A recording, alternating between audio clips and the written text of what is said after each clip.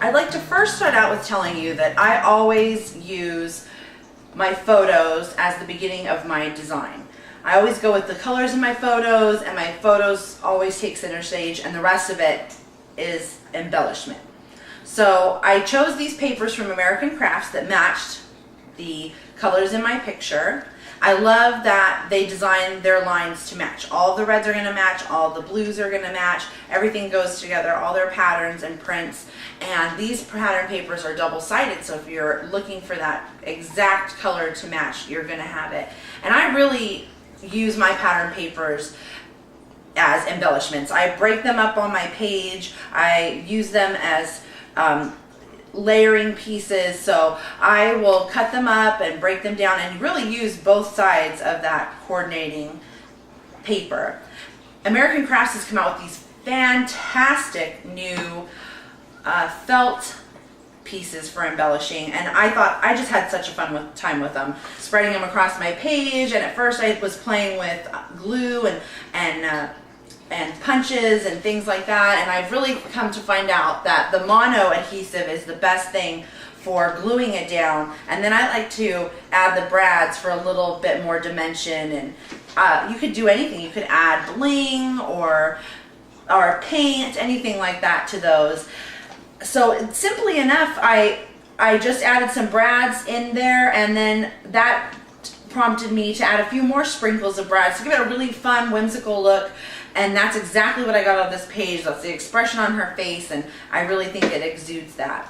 And while I was creating this page, I thought I have scraps left. I should go ahead and create a card that I can use at a later time. This one's a thank you card, but you could really put it aside for anything because the patterns are so fun. You could use them for a birthday card or a thank you card, just about anything. So I make an extra one with my scraps and toss it in my card box, and I'm always running late for affairs or needing a thank you card to send someone, so I've got it there and it's all set to go. So let me show you how I created this card. I always start out with a pre-cut die cuts with the view card. They come in large boxes with different colors and the envelopes to match, so that's a no-brainer. And I had some leftover scraps, so I started out with this flower pattern.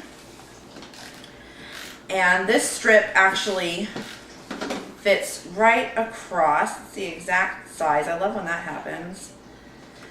And I also found this great scalloped paper from Die Cuts with a View that was in my leftover stash. I always keep leftover pieces for cards, and this matched up well with the pieces I already had. And I liked what I did with the stamp on the page, so I repeated that on this card with simple enough with a circle punch. I punched out the grid paper that was the same in the layout, and at first I placed it on here and I thought, oh, it really needs something in the middle, and I thought of kind of like a belt, like you would wear a belt with your pants to, you know, kind of accessorize between the pants and the shirt. That's kind of what I thought of when I was creating this card. So this little stripe paper makes a great little card belt. And because it's so small, I'm not going to run my adhesive machine on it. I'm just going to use my sticker maker. This is a Xyron 150, and you just slide anything really in here. I use it for all kinds of stuff, especially little scraps and punches, because it turns it into a sticker. Pretty much that simple. Now I've got a sticker. And I think that really finishes the background there and gives it a little bit more dimension. And I love that I can add more than one pattern on a project. So when I first put the circle down, it looked kind of flat, and I thought I would give it a three-dimensionalism with some foam squares. And these are glued foam squares. And they go on just like stickers. You peel off the coating, and you really want to get them even or you'll have a funny looking piece. Don't you just love to get handmade cards in the mail? I love to get handmade cards in the mail. It just brightens my day. Someone took the time to make something for me, and I save those, and I love to look at them, and it really inspires me, and I take a minute to look it over, and it makes me happy. Now, I love this stamp from Jenny Bolin Studio, and I use this in the layout, so I thought I'd repeat it here on the card because it's a great place for my greeting. And you guys know I love to use acetate, so I stamped it on acetate. Of course, I'm going to be using Stays On ink. That is the only thing I use on slick surfaces like this acetate. I like to get it really juicy. And remember, the trick on this for stamping on acetate is to go straight down, give it even pressure, and then come straight back up, and you get a nice clean stamp. And this one, I love the circle on it. It already matched the circle punch that I did, so I just went ahead and cut it out following the black line from the stamp.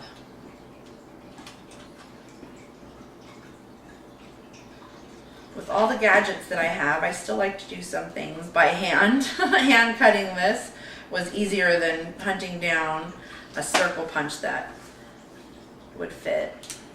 That just fits right there. Of course, for all of my clear embellishments, I use Tombow Mono adhesive because it goes on clear.